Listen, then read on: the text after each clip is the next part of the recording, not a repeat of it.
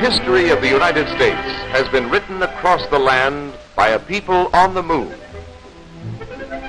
They came first across the oceans to settle a new world. They struggled west to make a new nation.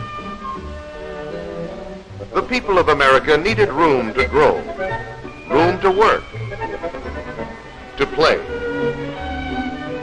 and develop the natural resources that were such an abundant part of their heritage. Today, this movement continues. It can be seen everywhere as America tears down and builds anew in the cities, the towns, and in the country. We are building together, not as individuals, not as states, but as a nation. One of our big blueprints is the national system of interstate and defense highways.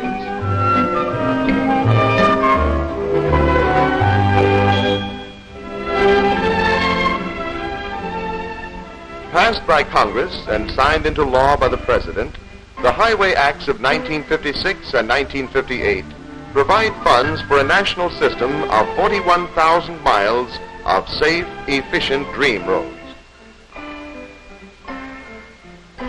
These roads will touch every land and water border in the nation. Will make every state accessible to you. It's a network of roads that will link our population centers, bring anything you want to buy to your door. It will take you to work and play faster and safer. These roads will provide generous moving space for you and the 173 million Americans like you. By 1975, there will be an additional 51 million people. These roads will amply serve them, too. Our nation is growing at a phenomenal rate. Each day, the equivalent of a community of 8,000 is added. Each year, enough people to populate the state of Kentucky. No wonder the men who are building today's roads are thinking of tomorrow's needs. For along with our population has grown our symbol of mobility, the American automobile. In fact, vehicle ownership is increasing at a faster rate than our population. It is expected that 100 million vehicles will be on the highways in 1975, a tremendous increase from the over 67 million autos, trucks, and buses now in use. The problem of keeping abreast of ourselves is staggering. Everywhere in America, our landscape is constantly changing as we work to construct housing to shelter 800,000 new families each year. To serve these families, there must be more stores,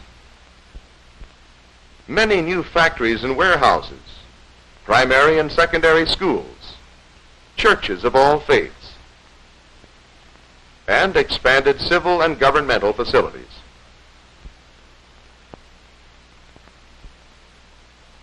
Since the first American decided to go west, following generations have gone north, south, east, and west in pursuit of business and pleasure. The city family moves to the country, the small-town family to the big city. Today, traditional city borders are breaking down as geographical boundaries were broken in days gone by. But our society is complex, and the suburb needs the city.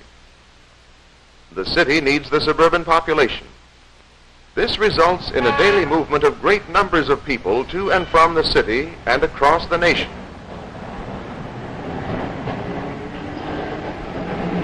But the open road all too often ends in a nerve-wracking traffic jam.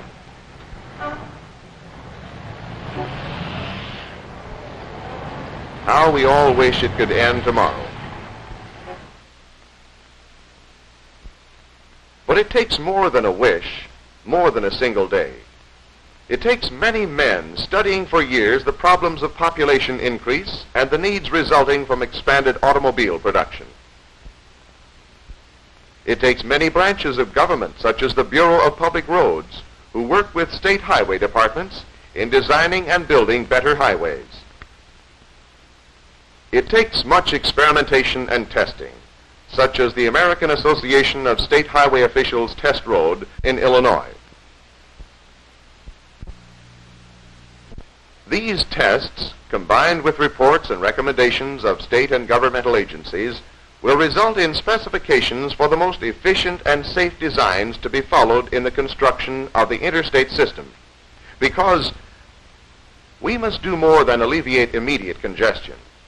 The interstate system must be a long-term improvement to be of any value to future generations. The far-reaching damage congestion has brought to thickly populated areas has stimulated planners to redesign whole urban areas in city after city. These planners recognize the vital importance of the expressways, many to be a part of the interstate system, in improving, strengthening, and renewing old, worn-out parts of the city. In many areas, slums have been cleared to provide right-of-way for the construction of attractive modern expressways.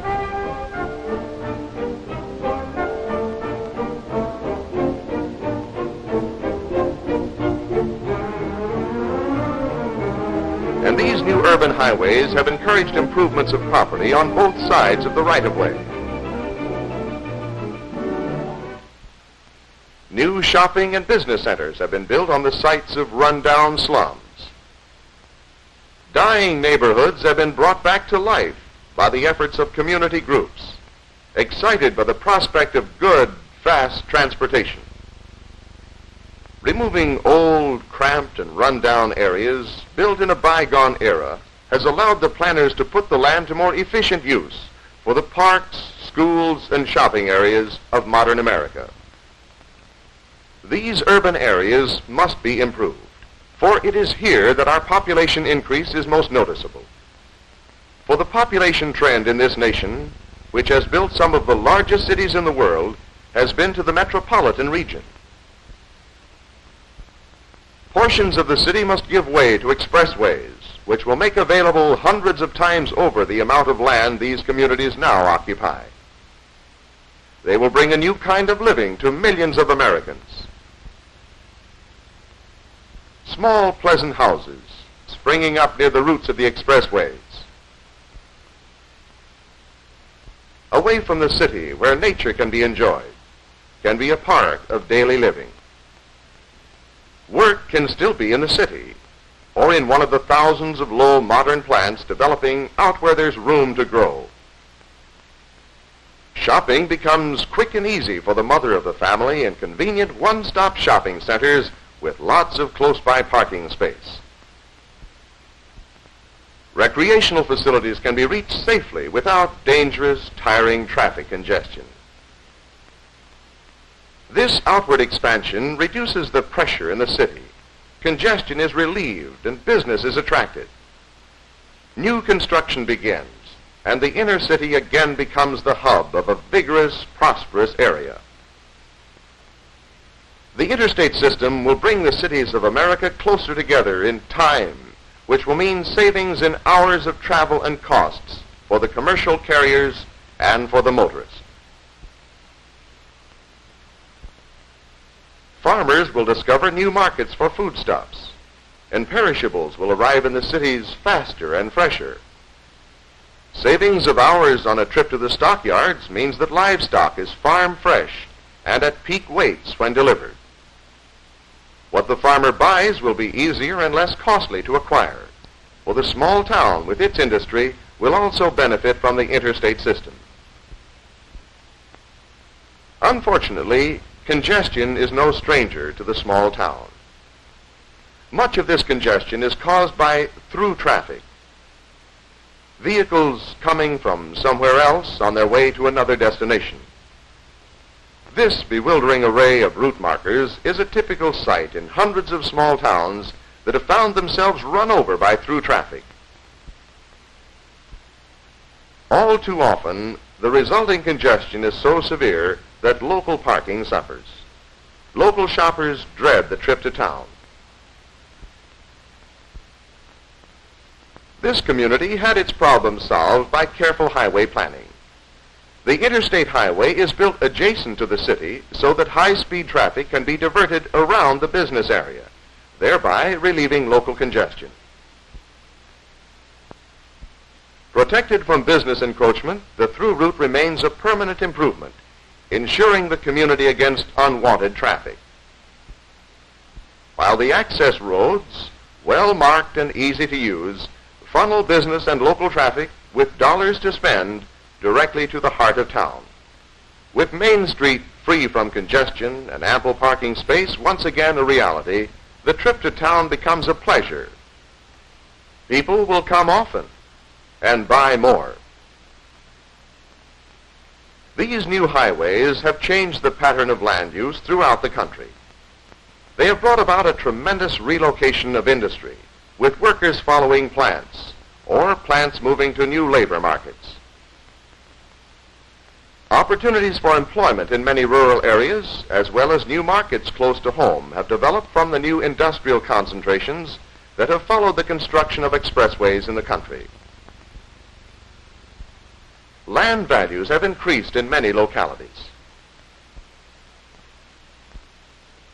Rural America is becoming a land of motorized pleasure. Trips from farm to city, home to factory, from suburb to office are easier and safer. Vacation trips become far more pleasant. For the farm family, the opportunities and pleasures of the city are now only minutes instead of hours away. The dream of open roads and streets, free from congestion, is becoming a reality through the interstate system. Years of study and careful testing have resulted in special design features common to thousands of miles of highways to be built in the next few years.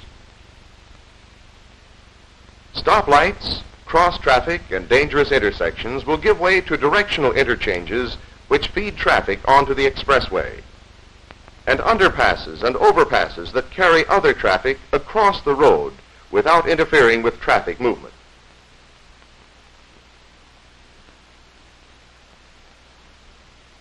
Expressways will be separate from local roads. Where needed, service and frontage roads, paralleling the main roadway, will collect traffic and feed it onto the expressway at controlled interchanges. Many of these frontage roads will provide locations for new business to serve our mobile population without endangering the high-speed traffic on the expressway.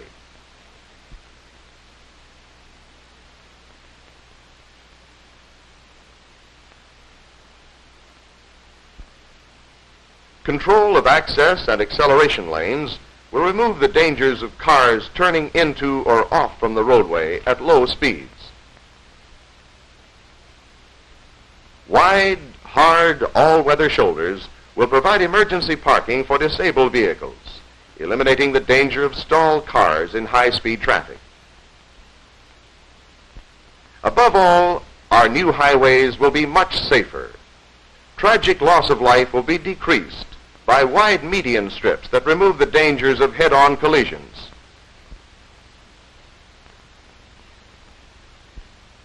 And reduce headlight glare from oncoming traffic. There will be no congestion on divided lane highways wide enough to accommodate traffic volumes now and in 1975. Slow, aggravating mountain traffic through narrow passes will be removed when there is room for all to pass with ease and in complete safety. Bridges and causeways will span bodies of water that once cost hours of driving time over the in and out shore route. In time of national emergency, the interstate system will fulfill another vital function. It will aid in the rapid dispersing of metropolitan populations and allow fast transport of troops and military supplies. Ground transportation must be swift in this age of missiles that must be supplied at widely separated sites. Mobility is essential to our population in peace. It is vital in war. Every day, everywhere in the United States, more and more miles of the interstate system are being completed. Many miles are already available to the American motorist and commercial carrier, who are learning the pleasures and safety of modern driving. Crisscrossing the nation at a rapid rate, these new highways, clearly marked by the red, white, and blue shield that signifies the interstate highway system, will soon bring us a highway network unequaled in the world, ready for all of us to use any time for the pleasure of the vacationer and commuter during the day, affording safe, easy travel on long trips at night. Any time of the year, in any kind of weather. Elevated over busy commercial areas in one city, passing directly through buildings in another, or depressed below street level in a third. Safety and uninterrupted traffic flow will become the characteristic of the American road. Made necessary by the demands of increased population and an expanding economy. Made possible through the vision of planners and by the men and materials of American industry, our nation will soon travel a safe, wide, smooth highway to the future.